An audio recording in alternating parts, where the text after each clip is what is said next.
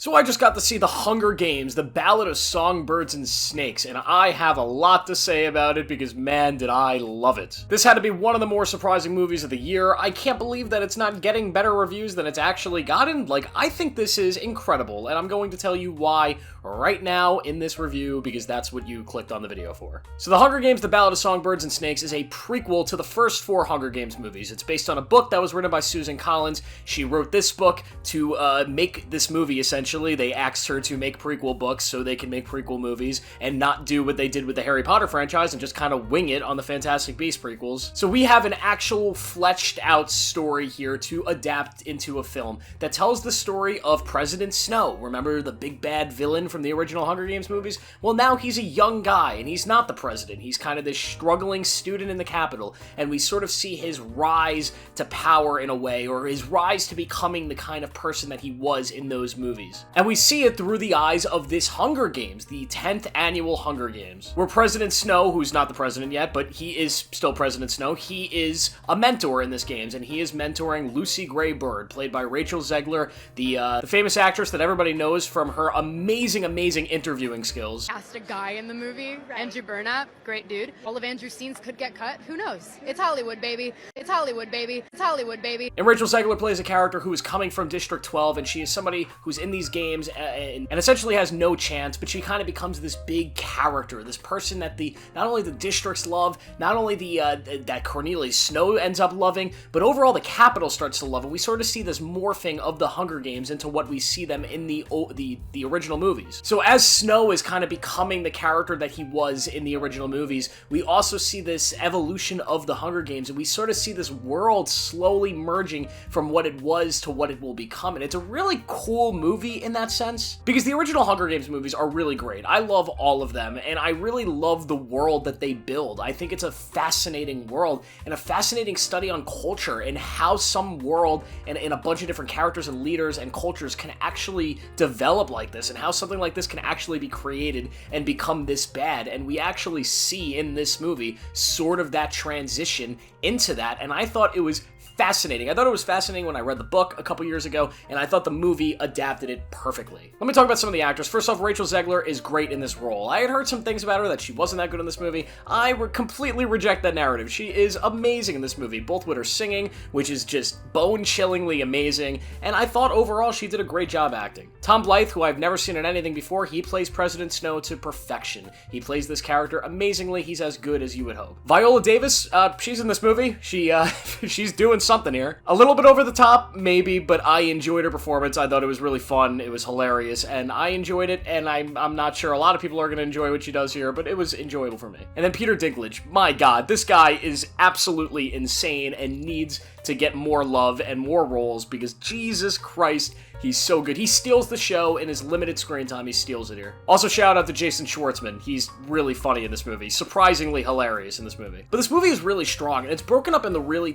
two big halves. The first half, which covers the Hunger Games, and the second half that I won't spoil, but it kind of goes into something else. And when I read the book, I kind of felt as though it would be really hard to adapt it into a movie because of that weird structure. Because you think of the Hunger Games as being the big crescendo to these stories, and it's not in this movie or in the book. It's more of the middle of the movie, and it's kind of strange. So I originally thought they might split this movie into 2 movies, although then I realized that the second part probably wouldn't be as interesting.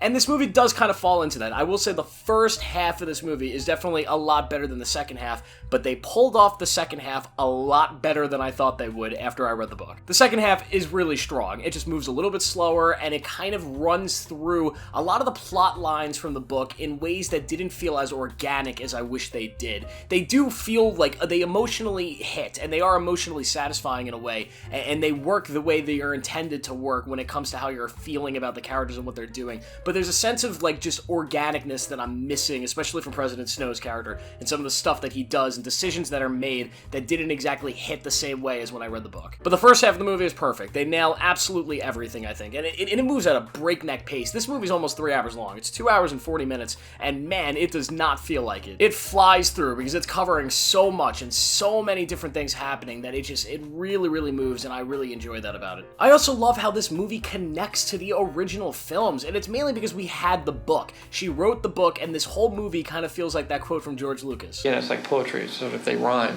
The whole thing rhymes. It is a big metaphor for the events and the conflicts of the original movies, and in this movie, and what any prequel should do, any prequel that has ever been made, it should be made to enhance the viewing experience and the overall story of whatever it's prequeling. It should enhance the future movies, and watching this movie or reading this book and understanding this story about Snow completely enhances the story of the original Hunger Games, because it makes the relationships between President Snow and Katniss that much deeper. It makes his feelings about the Capitol and the districts and the war that much more meaningful, because you actually understand his character and understand the things that he's been through and the things that he wants, and you get it. And this movie does it perfectly, I think. I think it is a amazing, amazing prequel. It's one of the best prequels to a major franchise that has ever been released. It is phenomenal. And it might honestly be the best movie in the franchise. It's definitely one of the top 2, maybe top 3. It's one of the best of the 5 movies. It's incredible. It's super, super strong,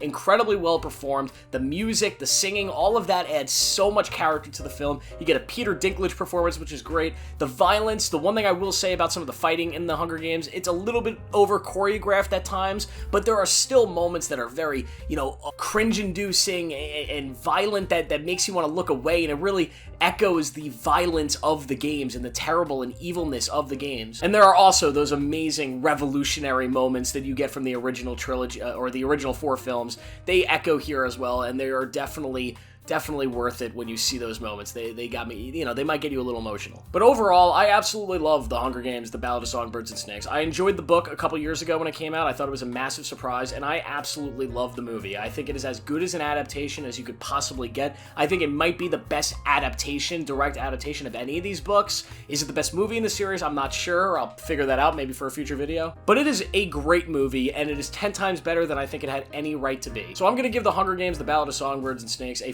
4.5 out of 5. And I hope Susan Collins is writing more Hunger Games books. I hope we get more. This is such an interesting world. In my opinion, of all of the sort of teen novels that have been adapted into movies or TV, these novels that we read as kids, I think outside of Harry Potter, the only one that has ever actually been this huge of a success and has been a series that I personally love and adore, I think is The Hunger Games. I think it's the second best, of course, after Harry Potter. I think it's amazing, but now it's done something that Harry Potter was not able to do, and that's create a successful prequel that actually enhances the originals. So that's the video. Make sure to like and subscribe for more. Make sure to click on the video that is on your screen right now to see more of my stuff. I'll see you guys in the next one.